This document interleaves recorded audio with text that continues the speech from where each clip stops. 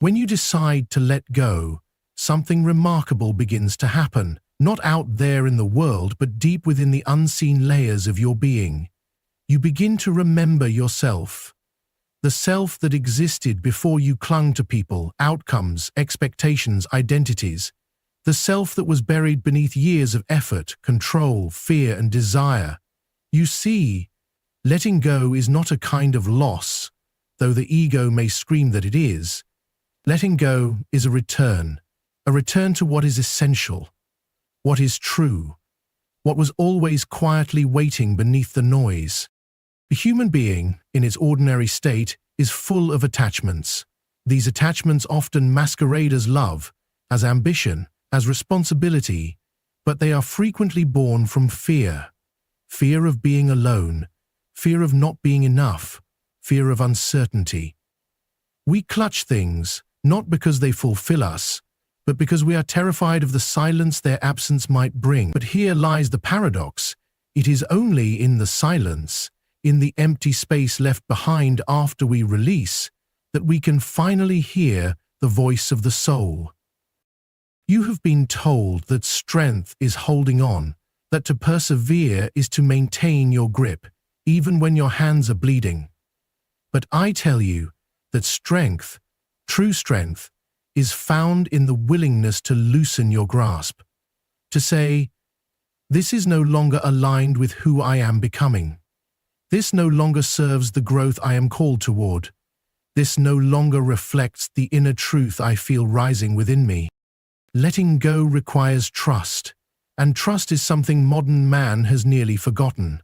Trust in the self, trust in life, trust that there is an intelligence woven into the very fabric of existence, a silent wisdom that begins to flow into your life the moment you step aside and stop resisting what is. When you let go, you are not giving up, you are giving over. You are allowing something larger, more whole, to guide the course of your becoming. There is an illusion that must die for the self to be reborn, the illusion that you are in control of everything, that your will alone can bend the universe into submission. This illusion is seductive, but it is a cage. It keeps you spinning in cycles of anxiety and exhaustion, always chasing, never arriving. The moment you begin to let go, the doors of that cage swing open, not because you forced them, but because you stopped pushing against reality. You stepped back and allowed reality to breathe. What is essential cannot be taken from you. What is real will never require force to remain. If you must constantly strive, beg, explain, or shrink to keep something in your life, be it a person, a dream, or a version of yourself, it is not in alignment with your truth. The soul does not cling. The soul attracts. It magnetizes through resonance, and resonance can only exist when you are living from the center of your being, not from the scattered fragments of your fear. Letting go allows you to return to this center, to hear your own heartbeat again, to rediscover what brings you peace, what nourishes you, what calls you toward greater wholeness. And from this center, your life begins to organize itself differently. You no longer chase, you are drawn. You no longer grasp, you allow. You no longer fear loss, you trust that what leaves was never meant to stay. You are no longer defined by what you hold, but by what you have the courage to release. To let go is to surrender to the rhythm of becoming. It is not passive. It is not resignation. It is the bold act of choosing presence over attachment, alignment over illusion, truth over comfort. It is the decision to no longer betray yourself for the sake of what is familiar. It is the quiet revolution of returning home, home to the self, home to the soul, home to the silent intelligence that speaks not in noise but in clarity. And in that moment of return, the universe responds, not with chaos, but with alignment, not with punishment, but with peace. Because you have finally made space. You have stepped out of your own way. You have remembered who you are beneath all that you thought you had to hold. The moment you choose to let go is not just a decision made in the conscious mind. It is a signal sent down into the deep chambers of the unconscious, a shift, a tremor that begins to echo throughout the psyche. You may not see the results at once. You may not even feel different on the surface. But something has been activated, something ancient, something sacred. Letting go is not a superficial act. It is the initiation of an inner revolution. And every revolution begins with a refusal to continue the same pattern. Most people live their lives governed by what they can see, touch, and control. They believe their choices exist only on the surface of life. But this is a tragic misunderstanding of the psyche. Beneath every conscious act lies a constellation of unconscious motives, wounds, beliefs, and fears. And these forces are not dormant. They are alive, shaping the very structure of your existence. So, when you let go, truly let go, you are not merely releasing something external. You are reprogramming the deepest levels of your inner world. Consider the pattern that keeps returning in your life. The same kind of relationship, the same emotional triggers, the same painful ending dressed in different clothes. You've tried to fight it. You've tried to think your way out, but the pattern returns, because the energy that sustains it has never been interrupted. It is not your logic that feeds it. It is your unconscious loyalty to a version of yourself who needed to survive, a version of yourself who believed that pain was normal, that chaos was love, that suffering was safety. Letting go shakes this loyalty to its core. When you release an attachment, when you say, "I no longer accept this story," the unconscious begins to reorganize itself. Complexes that once held your identity start to loosen. Emotional bonds that were tangled in fear begin to unravel. Your inner architecture, built from years of pain and protection, starts to reconfigure. And at first, this may feel disorienting. You may feel lost. You may wonder why everything suddenly seems unfamiliar. That is because your ego is no longer in control of the narrative. The unconscious has been stirred, and it is responding to your decision with the force of transformation. This is not the same as passivity. This is not you sitting back and waiting for life to fix itself. This is the sacred act of stepping out of the way, of no longer resisting the changes that are trying to reach you. You begin to witness life not as something to dominate, but as something to harmonize with. The more you release your grip, the more you feel the presence of something greater, a force that seems to know exactly what to remove, what to realign, and what to place gently in your path. This is why letting go often triggers a season of loss. It is not a punishment. It is not the universe testing you. It is the clearing, the pruning, the emptying of what no longer resonates with your inner frequency. That which was built on fear cannot survive the presence of clarity. That which was sustained by need cannot endure in the light of your self-worth. So it falls away, not because you pushed it, but because it no longer fits the shape of your soul. The unconscious responds to truth like the body responds to oxygen. It knows how to breathe again. It knows how to move when you are no longer forcing it to remain still. And as it moves, you begin to see differently. Your thoughts are no longer clouded by the past. Your choices are no longer reactions to pain. Your heart, once burdened by expectation, begins to beat with quiet confidence. You are not becoming someone new. You are remembering someone ancient, someone whole. It is tempting, when things begin to fall apart, to reach back for what you once held, but you must resist that urge. That is the moment when everything sacred begins to rise. That is the moment when your unconscious, newly awakened, begins its dialogue with the mystery of life. It is a language beyond words, spoken in signs, symbols, synchronicities. Pay attention.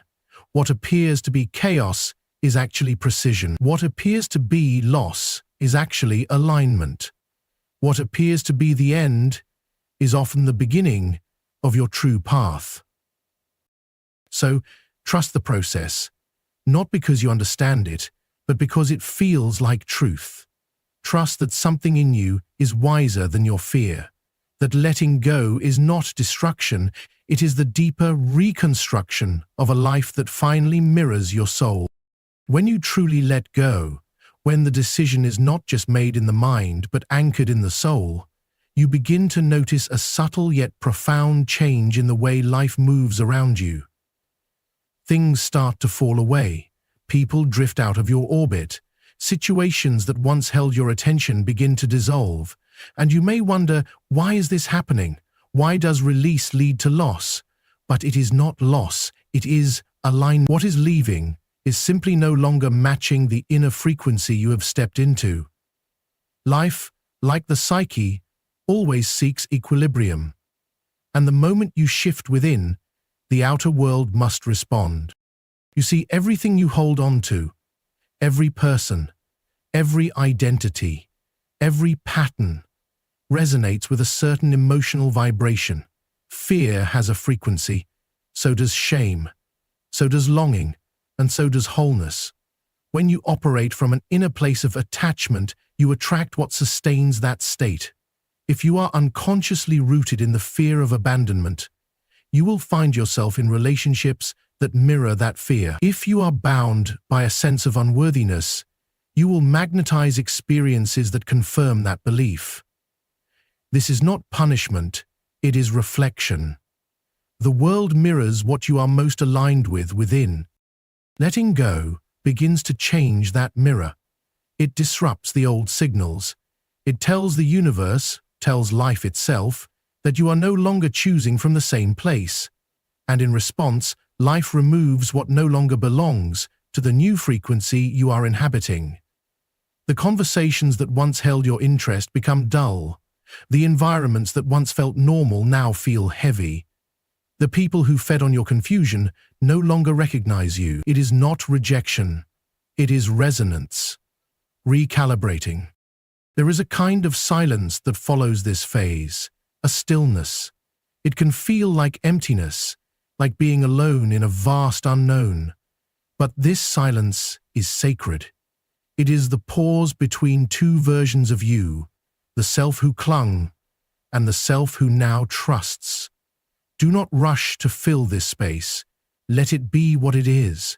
Let it echo.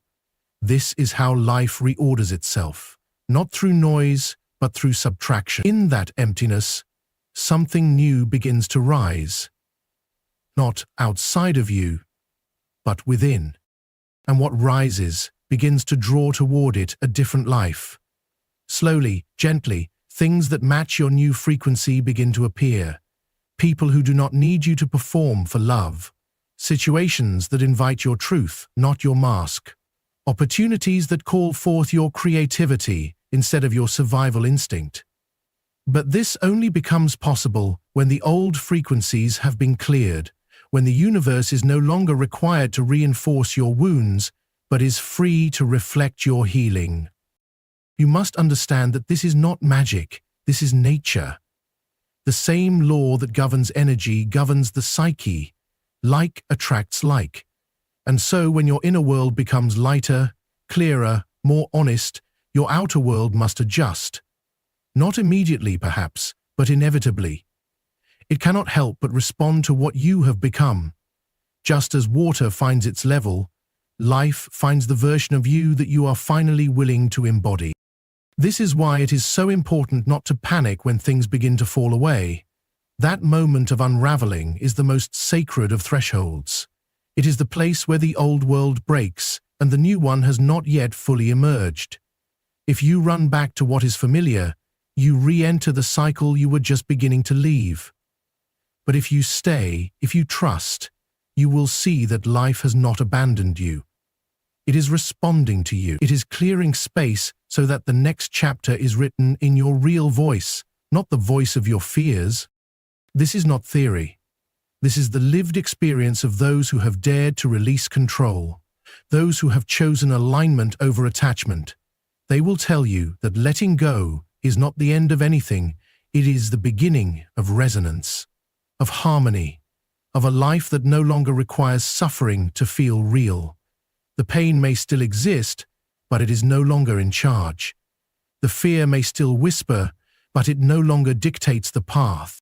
And so, when the universe begins to respond, let it. When people leave, bless them. When structures collapse, trust that they were never strong enough to hold what you are becoming.